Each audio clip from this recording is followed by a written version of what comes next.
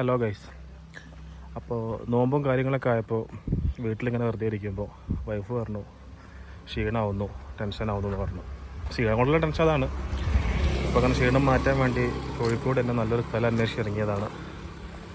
അപ്പോൾ നല്ല ഭംഗിയുള്ളൊരു സ്ഥലം കിട്ടി. ഇത് കോറിയാണ്, ഫുള്ള് വെള്ളമാണ്, കണ്ടില്ലേ, ഫുള്ള് വെള്ളം. ഇതിനോട് അനുബന്ധിച്ച് തൊട്ടടുത്തൊരു പുഴയുണ്ട്, അതും ഇപ്പോൾ കാണിക്കാം. അപ്പം ആ കോറി കഴിഞ്ഞു, ഇനി ആ പുഴേൻ്റെ വക്കിലേക്ക് ഇങ്ങനെ പോവുകയാണ്. എന്താ ഗൈസ്, അവിടെ ഇരിക്കുന്ന ആളെ കണ്ടില്ലേ, അതാണ് വൈഫ്. അപ്പോൾ നോമ്പ് പിടിച്ച് ആ ക്ഷീണത്തിൽ ടെൻഷനായിട്ട് ഇങ്ങനെ ഇരിക്കുകയാണ്, ഫോൺ നോക്കിയിരിക്കുകയാണ്. പുഴയിലേക്ക് ചാടില്ല എന്തായാലും. ഇനിയിപ്പോൾ നോമ്പിൻ്റെ ക്ഷീണം കൊണ്ട് മാളി വീകുമെന്ന് അറിയില്ല. മാളി വീണാലും ശരി, നമ്മൾ രക്ഷപ്പെടുത്തും, അത്രയേ ഉള്ളൂ. മോളൂ ഒന്ന് ഇങ്ങോട്ട് നോക്കൂ. ആ കണ്ടോ, അവൾ ചൂടിലാണ്, നോമ്പെടുത്ത ചൂടിലാണ്.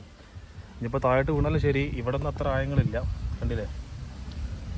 നേരെ കുറച്ച് അപ്പുറത്തേക്ക് പോയി കഴിഞ്ഞാൽ ഭയങ്കരമായിട്ടുള്ള പുഴകളാണ്, കണ്ടില്ലേ. ഈ മരം കൊണ്ട് കാണുന്നില്ല, എന്നാലും കുറച്ചൊക്കെ നിങ്ങൾക്ക് കാണാൻ പറ്റുമെന്ന് വിചാരിക്കുന്നു. ഓക്കെ.